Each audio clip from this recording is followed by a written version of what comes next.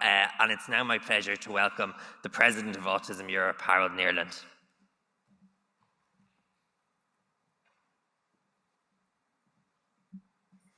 Good morning. Trying to get everything that I need in front of me. Quality of life, research, policy, and practice. I have to admit that is a topic that strikes very close to my heart. I sometimes get asked what quality of life is for my daughter. And I don't know, but I would think respect and self-determination is part of it. But why ask me? Ask her. Then we get the, She's minimal verbal. But still, she does communicate. Quite good, in fact. And as her sister says, for somebody without language, she sure talks a lot. I always get emotional when I talk about her. She has formed my understanding of autism. She's formed my way of looking at things when it comes to autism. But even more so, she's taught me to look beyond the diagnosis and actually see the person. I guess what I'm trying to say is that if you want to improve the quality of life of somebody, you gotta listen to their voices. Or, as it is with my daughter, her body language. So,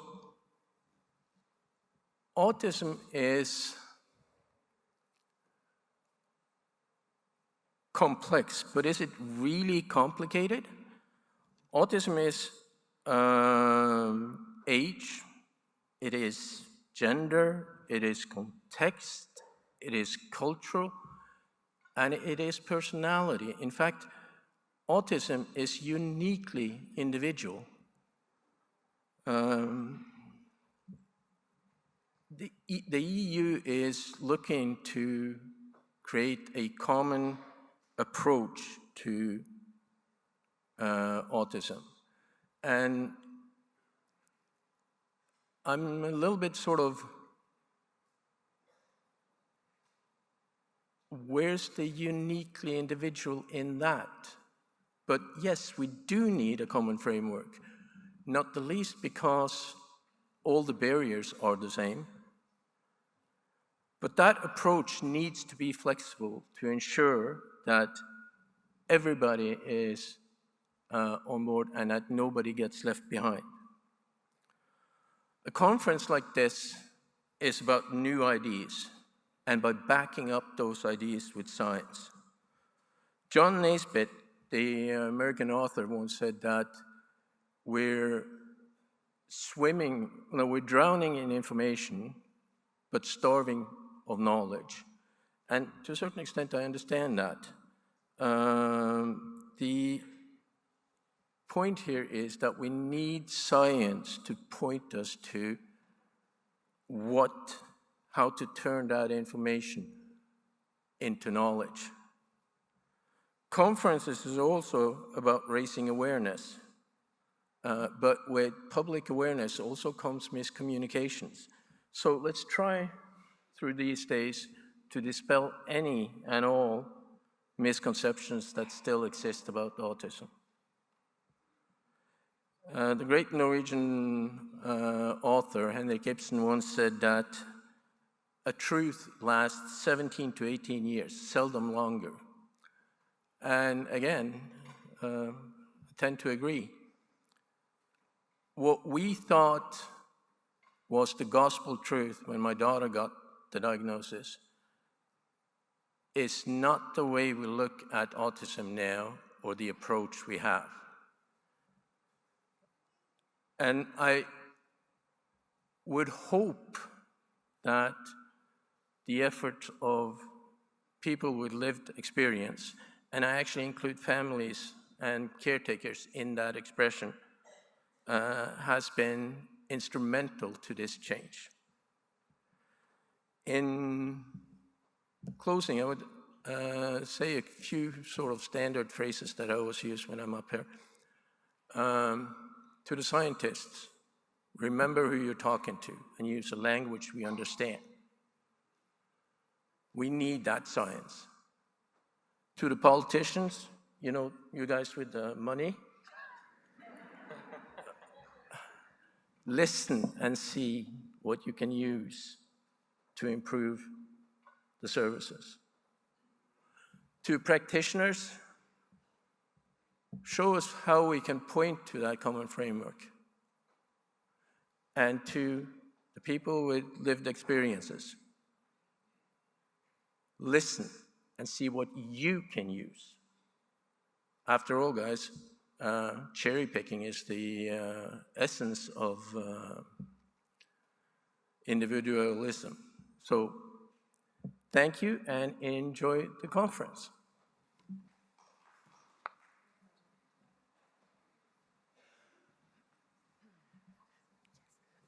Thank you so much. And I just want to thank Minister Fody, who I know has to go to another engagement now, so will be leaving us. But thank you so much for your time this morning, Minister. We are now going to also hear from the European Commission.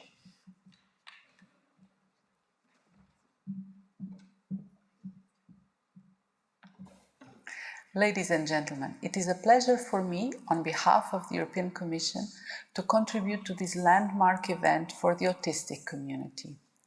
The European Commission is committed to improve the lives of persons with disabilities, including disabilities that are sometimes invisible.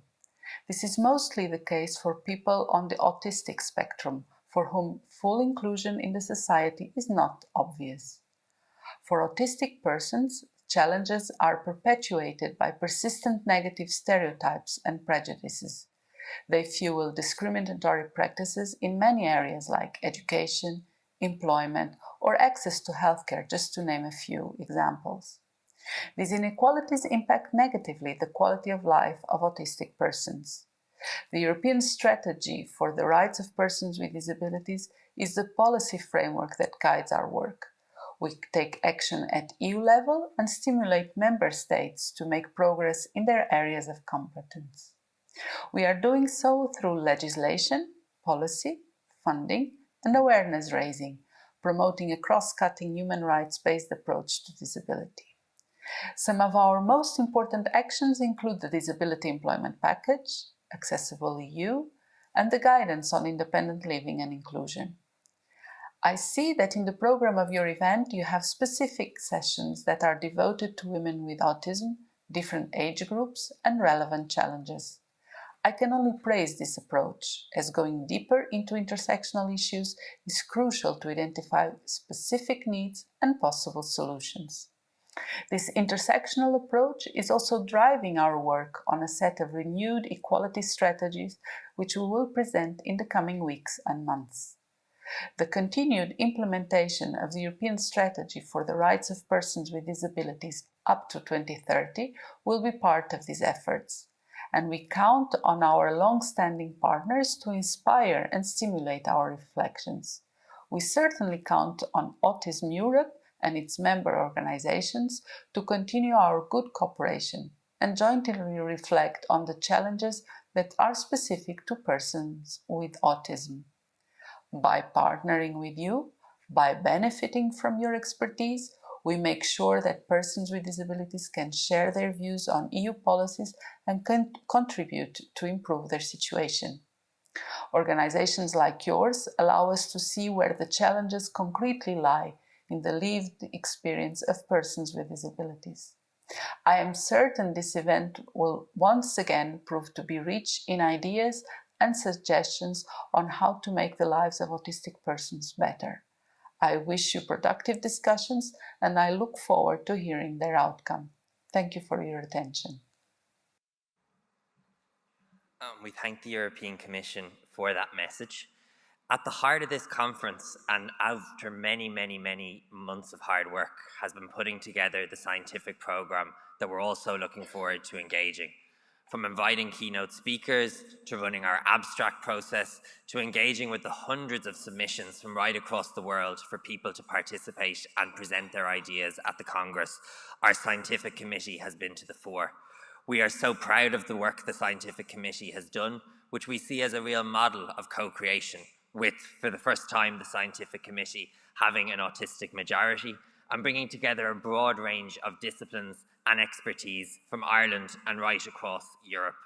I'm delighted to present Dr. Cash Hughes, our incredible chair of the scientific committee, who unfortunately can't be with us today, but who has sent this message on behalf of the scientific committee. It's been such an honour to be involved in putting the Congress together, and I am beyond devastated that I can't be there with you. It was such an exciting process to be a part of. It's the first year that the Congress is hosted by an autistic-led organisation, the first year that there's been a majority autistic scientific committee, the first year that there's been an autistic chair of that committee. It's felt like a real privilege, but also a real responsibility. We try to shape a Congress that places co-production and collaboration at the heart of every element of the event. Our mission has been to create space for conversations that have a practical impact for autistic people and our allies. As a scientific committee, we felt very strongly that we had an opportunity to create a space where open conversations could be had in whatever form people are comfortable having conversations. We felt that autistic experts, by practice and by lived experience, and non-autistic experts have a unique opportunity to share knowledge and build relationships here. The Congress theme is quality of life, based on an autistic definition and understanding of the topic, with an acknowledgement of the wide variety of experience and expression across our community. We hope the presentations at the Congress will capture that diversity of experience and the intersection of identities that represent the richness of the autistic community. We hope that the Congress will serve as a platform for autistic people to share their research and express their experiences, needs, and wishes. Equally, we hope that the Congress will provide room to build future collaboration based on listening, understanding, and shared respect. Thank you to LAM and Autism-Europe for trusting us to develop the Dublin programme. Thanks to the Middletown Centre for Autism for giving me time to work on the Congress. Thank you to all of the brilliant scientific committee members who volunteered so much of their time and consideration. Thank you to our invited speakers, who are all examples of the thoughtful, practical progress that our community needs. And thank you to all of you for coming here to share your knowledge and learn from each other. Have an amazing 3 days. I hope that you can enter into them with an open mind and care for yourselves and each other. Our thanks to Kat and to all the members of the Scientific Committee for all their dedication and hard work. And of course, a huge welcome and congratulations to all those who've successfully applied to speak or who are invited speakers who are here with us and so generously giving of your time and expertise over the coming days. Putting together an event like this requires a huge amount of resources, both in terms of time and knowledge and partnership. And we're so delighted that our platinum supporter, Codex, has gotten behind our Congress, not just in terms of financial support, but in our shared vision to make workplaces of the future that meet the needs of and are accessible for autistic people. And I'm delighted to welcome the CEO of Codex, Patrick, who's going to speak to us this morning.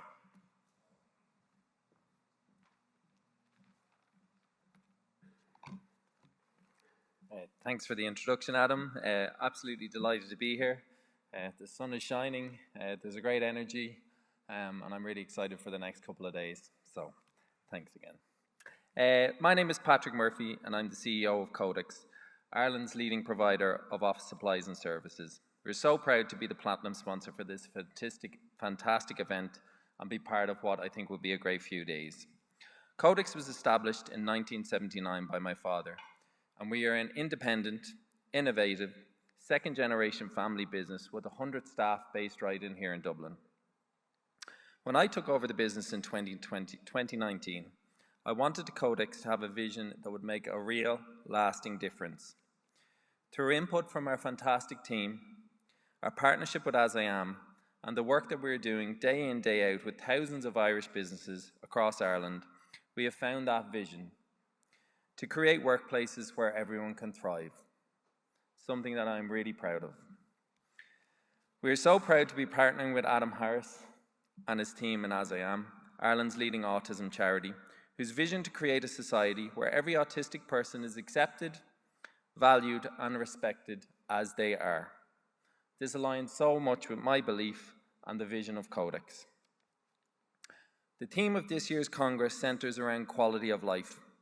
We spend so much of our lives in the workplace, and while the way we work has changed, particularly in the last number of years, most workplaces or offices haven't.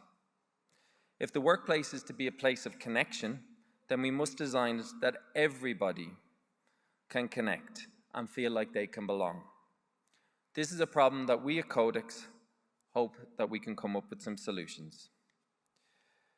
Before I took over the family business, I trained and worked as a scientist, a little detour. And I believe strongly in research and data. So last December, Codex carried out our own independent research. We surveyed 200 neurodivergent employees in the workplace across Ireland and the UK. And in June, we published our findings in the report, Creating Workplaces Where Everyone Can Thrive. The report, available at our stand, you'll see Codex has a large present outside and some spaces that hopefully everyone will use and enjoy at the event. Or you can view it online, has 2 clear takeaways from me. The first, 3 in 5 autistic respondents reported to experience sensory difficulties in the workplace. That's 3 too many. The second, a message was clear in all the conversation and research that we have done. Nothing about us without us. The neurodivergent community want to be actively involved in any process or decision that affects them. To answer these and other challenges in the research, Codex is officially launching the Thrive range today, a new workplace range of products designed specifically to support people with sensory differences, whether they are sensory seeking and need movement or tactile input, or sensory avoidant and need quieter, low stimulation environments. This range includes sensory pods, movement chairs, sit-stand desking, movement seating, acoustic paneling, and many other ranges. We are so thankful for the feedback from neurodivergent and autistic professionals in the design and testing of these products, and especially want to thank As I Am for their valuable input into their creation. I think we had a bit of fun along the way as well. While many individuals who experience sensory differences are autistic, it's not exclusive. Sensory differences can detrimentally affect non-autistic people too. So it isn't niche design, it's human-centered design. And when we design for inclusion, I firmly believe that everyone benefits. We couldn't be prouder at Codex to be leading this change. Let me finish with 3 asks, or maybe hopes might be better. To the researcher and academics, help us to bring evidence to present to business and leaders that neuroinclusion isn't the right thing to do, it's the smart business choice. To business owners and leaders in the room and all around the country, whether you realize it or not, if you have a business of any meaningful size, you likely already employ neurodivergent staff. Inclusion isn't optional, it's a business imperative. Act today. Finally, to the autistic and neurodivergent people in the room, we want to hear from you. We want to know what barriers you are facing in the workplace or barriers to accessing the workplace. Please come to our stand today or reach out to me and let us know how we can help design workplaces that are better for you and hopefully better for everyone. Together, we can lead a movement where inclusive workplaces aren't the exception, they're the standard. I wish everyone the best for the conference, and I look forward to connecting with many of you in the coming days. Thanks. Thank you so much, Patrick, and we definitely can advocate it's worth testing out these products. We've had so much fun in As I Am and really benefited from the experience, so we hope everyone will take the time to do that in the coming days. It's my absolute honour to have the opportunity to invite the Lord Mayor of Dublin, Councillor Ray McAdam, to conclude this morning's opening ceremony. Dublin City Council have been such an important partner of As I Am over the last number of years, as we've embarked on an ambitious journey together to make Dublin the world's first autism-friendly capital city. From seeking to make St. Patrick's Day more accessible, to the Sensoria Festival, to our work training communities and champions across the city to become more accessible and inclusive of autistic people. This is a partnership that is making a real and lasting change in our city. We're so grateful for Dublin City Council for their support of this event and all of the Lord Mayor's support since he came to office just a few short weeks ago. So without further ado, I'm delighted to introduce the Lord Mayor.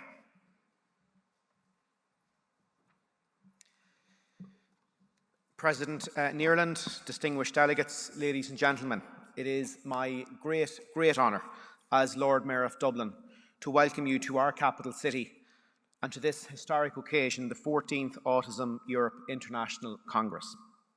This Congress is a milestone in so many ways.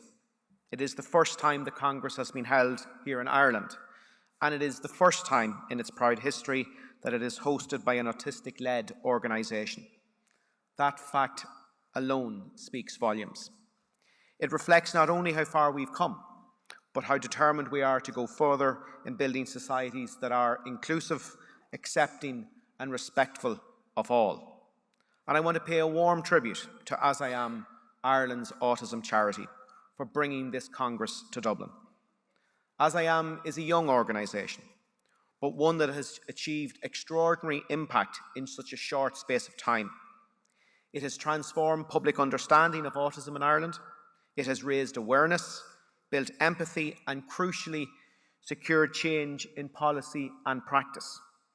And if I may also add a personal word, I want to acknowledge my friend Adam Harris, CEO of As I Am. Adam's courage and determination in establishing this charity, nurturing its growth and now leading it to act as a host for the world-class Congress here in Dublin is truly remarkable. Adam, your leadership is an inspiration, not just to Dublin, not just to Europe, but to many countries beyond.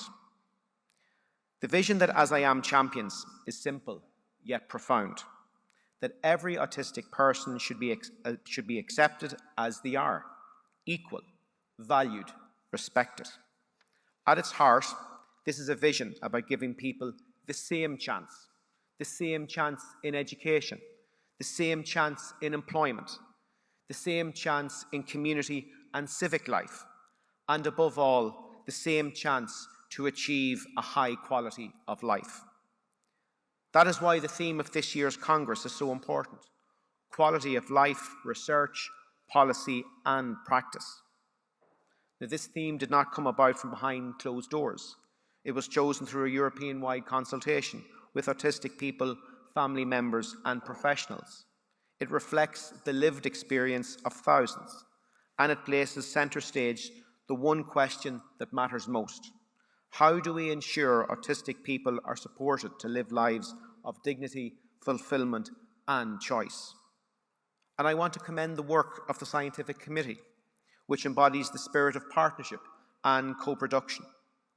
The committee brings together autistic people, family members, researchers, and practitioners from across many disciplines and from every corner of Europe. That is not token inclusion. This is leadership and expertise in action. Autistic people helping to design, lead, and deliver the Congress itself. That approach has also raised the bar for how events like this should be organised into the future. The result is a Congress that is not just inclusive in principle, but accessible in practice. Every session has been designed to ensure participation and welcome.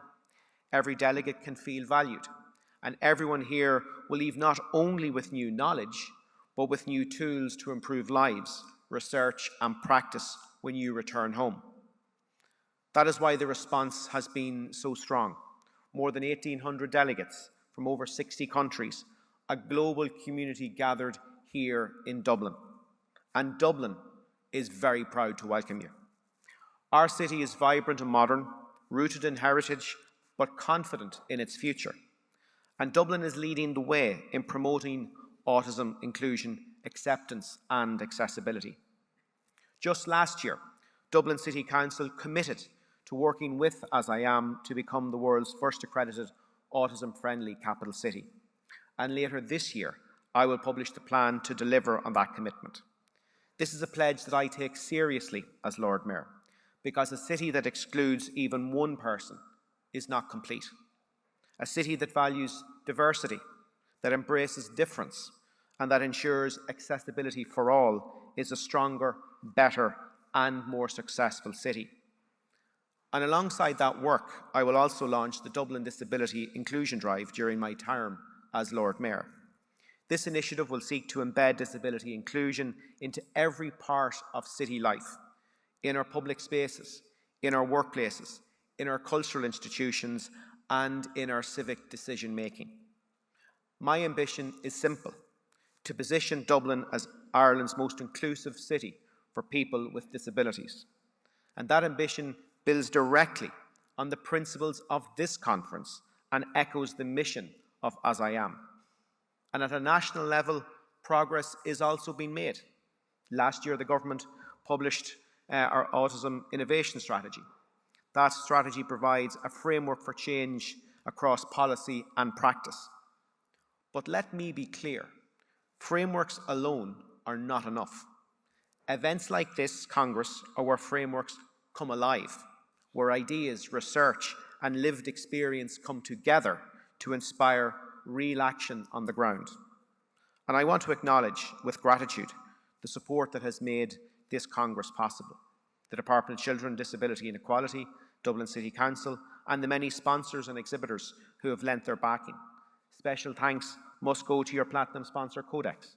Your support, alongside that of other corporate partners, is not just financial, it is a statement of intent.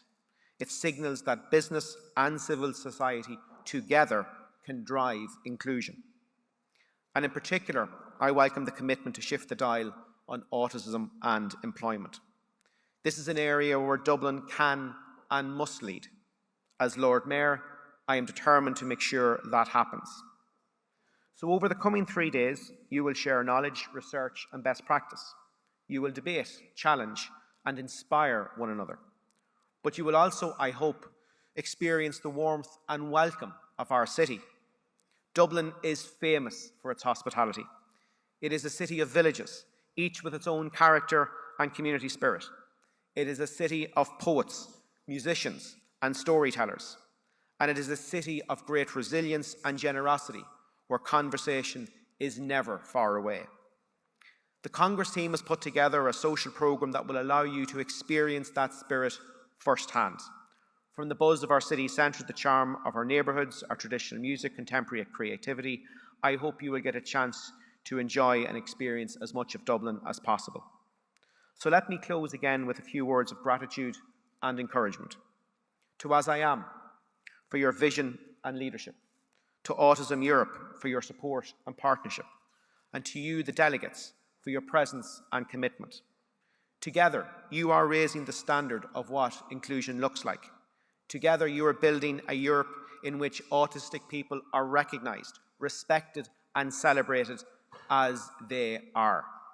It is my hope that this Congress will be remembered not only for the knowledge shared, but for the connections forged and the determination renewed. Fáilte go balla a Clia, welcome to Dublin. May this Congress be as inspiring, as memorable, and as historic as the city that hosts you. Go raibh míle maith agat, and thank you very much.